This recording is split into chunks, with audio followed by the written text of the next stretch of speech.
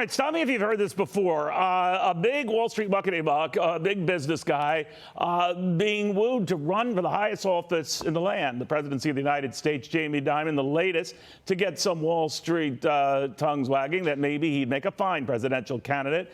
Michael Bloomberg, he was in that same position, didn't go well for him. There was a brief period, I'm so old to remember, when they were recommending Lee Iacocca run for the highest office in the land. We can all remember Ross Perot, who actually did it. 1992, he got 19% of the vote, not a single electoral vote, but it did remind folks that sometimes you have a good message and you're clear. You could take it all the way. Donald Trump comes to mind in 2016. Enter Kevin O'Leary. I've been a big fan of Mr. O'Leary's over many years. He doesn't know me without him, but I followed his career with intrigue because Kevin was very, very close to maybe being a prime minister in Canada. I mean, the Conservative Party leader, if they had won, he would be, by extension, the leader of the party and the leader of the country. I guess it was something to do with Quebec, and things not looking promising there. Bottom line, Mr. Wonderful decided to do other things. That was 6 years or so ago, and he joins us right now. Kevin, very good to have you. Thank you very much. I appreciate it. Let me ask you about that part of your life. Very few people know about it in this country. Of course, you're well known in Canada as a result. You stepped down. A lot of people were pushing you to run, to take over the Conservative Party leadership. You know, this is a parliamentary system, but you looked at Quebec. Explain why that was important and why that maybe change your trajectory. You've got to think of Quebec as the Florida of Canada. It determines the CEO in the case the Canadian parliamentary system is the prime minister. And so depending on the ebb and flow of the other provinces, you really need to win at least 23 seats in Quebec if you're going to run a majority mandate. And my whole premise in that race in 2016 was, look, give me this job for 4 years. Let me apply what I believe are good executional skills, and I'll turn this country around. The same kind of message that was occurring with Trump at the time. And it was a populist message because Canada is the richest country on earth run by idiots. And I hate to say that as a Canadian because I have a passport, right. But I'm also Irish and I'm also Emirati. But I'm really unhappy about the way Canada's run. And I'm not picking at any one politicians. Very weak skill sets in management there. And that's the premise by which you want someone from business to run a country.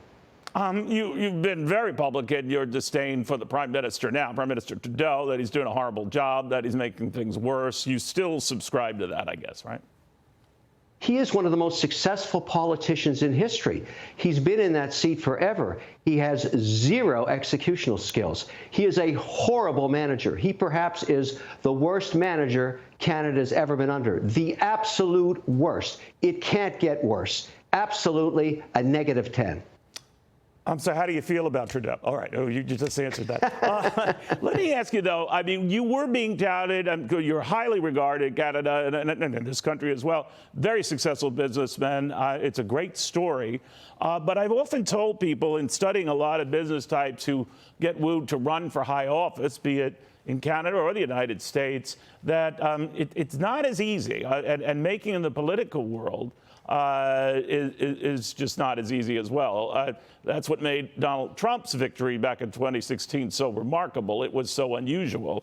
Now the fact that they're touting a Jamie Dimon to run, what do you make of that? You know, what you want to find, and this is, I think, very interesting given the race, the way it's shaping up stateside, is can you find someone with legislative skills that are proven? In other words, has executed at a government level and also has great executional skills in business. And there is somebody, remarkably, and you mentioned it earlier, Doug Burgum in North Dakota.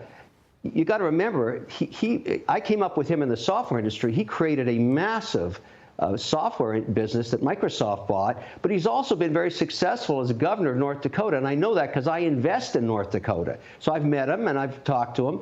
He's the kind of, skill set on both sides of the equation. Now, I don't think he's well known yet, but when people start saying, wait a second, this guy's a legislator and he's got executional skills in business, maybe that's the kind of person that would really work well in government versus taking somebody right out of business and saying, go figure out how legislation works, because that is also a tricky game. But in Burgum, you got both, so maybe he's going to be an interesting candidate. You know, I remember when Lee Iacocca was being touted, run for president. He was very popular with the turnaround at Chrysler, and I can remember talking to him sometime after that, saying, well, why didn't you pull the lever and run? Some of the polls look very good for you. He said, well, I wouldn't be a good politician, and with politics, there's a lot of wheeling and dealing.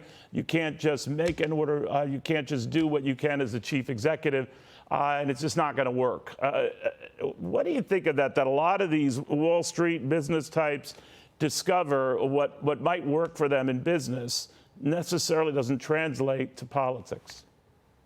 I don't agree with that. I think business is politics every day. You're always trying to solve problems, negotiate deals. So why, with the exception of Donald Trump, do they not make headway? Well, the point is Trump had both skills, great orator, great communicator, and had some experience in business, no question about that. And I would say when you go into presidential politics, and for me as an investor, and at the end of the day, we're all investors in America because we take our money and we put it into savings, and we want the economy to work. What matters more than just the leadership role and the orator role and who's the president is what's the policy.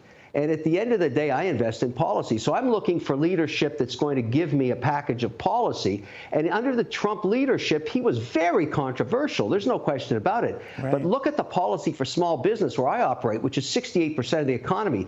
That policy, less regulation, more pro-business, lower taxes, that's the kind of stuff that makes an economy grow. And you're seeing that benefit right now. I'm not so sure that it won't be policy that determines the next president, regardless of the party. I want to see some policy packages, and I'm looking forward to the debates. So bring on the Burgums of the world. Let's hear what they got.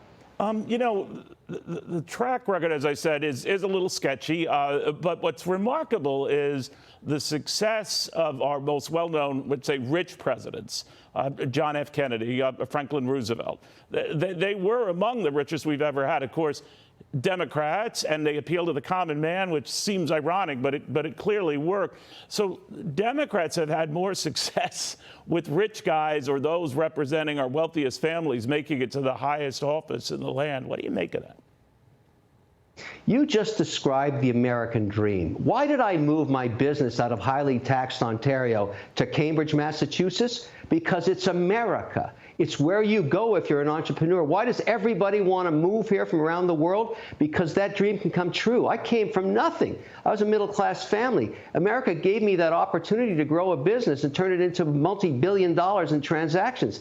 That's the American dream. Why wouldn't you want that emulated by your president? Yes, I want a successful entrepreneur as president, man or woman. Show us the way. We all want to do that. That has been the American dream ever since I was born. It'll be the same in 100 years. That's what makes this country great. That's why I do my business here. Sure, it's got problems, but you want the leader to actually be the essence of the American dream, to embed that in the culture and keep us straight and narrow. That's why it's the greatest economy on earth. My God, Kevin, how bad were things in Canada that you went to, of all places, Cambridge, Massachusetts, to find your economic nirvana?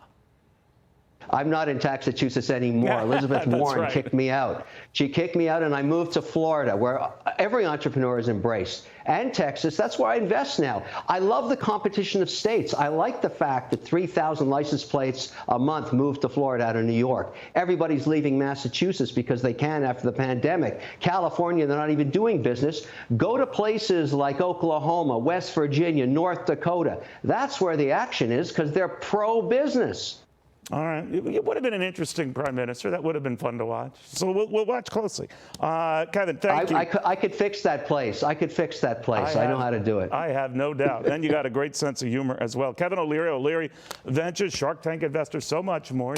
He did okay, not becoming prime minister there.